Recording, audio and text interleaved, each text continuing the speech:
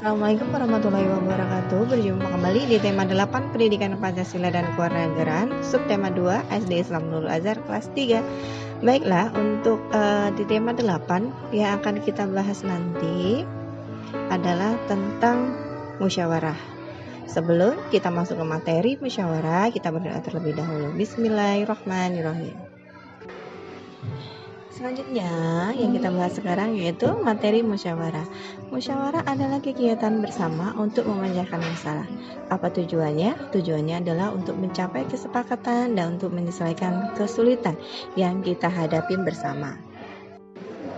Selanjutnya, apa sih manfaat musyawarah? Nah, musyawarah memiliki beberapa manfaat. Yang pertama adalah melatih mengemukakan pendapat, yaitu kita melatih untuk mengeluarkan pendapat kita di muka umum.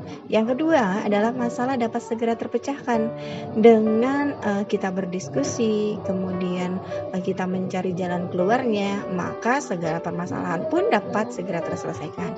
Yang ketiga adalah keputusannya adil, artinya keputusan yang diambil bisa dipertanggungjawabkan secara bersama-sama. Dan yang terakhir adalah dapat menyatukan pendapat. Walaupun pendapat kita berbeda dengan pendapat orang lain, nah dalam musyawarah pendapat yang berbeda-beda ini dapat disatukan dengan kata mufakat. Nah, apa sih yang menjadi dasar dari sumber musyawarah? Yang menjadi dasar sumber musyawarah adalah sila keempat dari Pancasila yang berbunyi, kerakyatan yang dipimpin oleh hikmat kebijaksanaan dalam permusyawaratan perwakilan, di mana dalam Pancasila dilambangkan dengan kepala banteng. Nah, sekarang nih, apa saja contoh-contoh dari musyawarah? Yang pertama, musyawarah dalam keluarga, yaitu contohnya adalah tentang pembagian tugas bersih-bersih rumah. Misalnya, ayah membersihkan halaman depan, ibu memasak, kakak menyapu dan mengepel, adik membantu ayah membersihkan halaman depan. Yang kedua, contoh musyawarahnya adalah menentukan tempat rekreasi. Misalnya kakak pengen ke Ragunan atau adik pengennya ke Ancol. Nah, itu kita diskusikan terlebih dahulu, mana dulu yang akan kita datangin. Selanjutnya, bagaimana contoh musyawarah dalam lingkungan sekolah? Nah, biasanya kita ada pemilihan ketua kelas, di mana di dalam pemilihan itu ada beberapa kandidat ketua kelas yang harus kita pilih. Nah, itu kita bisa diskusikan terlebih dahulu.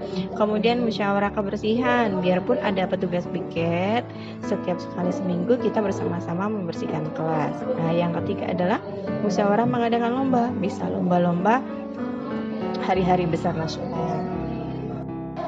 Selanjutnya, bagaimana dengan contoh musyawarah di dalam lingkungan masyarakat? Nih paling banyak nih.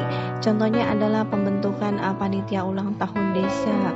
Misalnya ada kegiatan apa nih yang untuk memeriahkan hari ulang tahun desa. Kemudian ada musyawarah siskamling supaya masyarakat kita lebih tertib, lebih aman. Nah, itu diadakan musyawarah, misalnya 1 minggu sekali diadakan siskamling. Kemudian musyawarah perbaikan jalan, dilihat sepanjang jalan desa apakah ada yang perlu perbaikan atau tidak. Nah, itu dimusyawarahkan terlebih dahulu.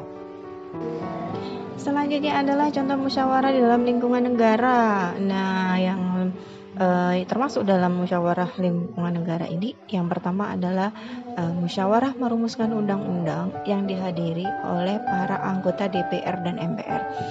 Yang kedua adalah rapat anggota DPR, biasanya membahas masalah-masalah atau ketetapan-ketetapan yang akan diterapkan di dalam negara. Nah, dalam musyawarah ini,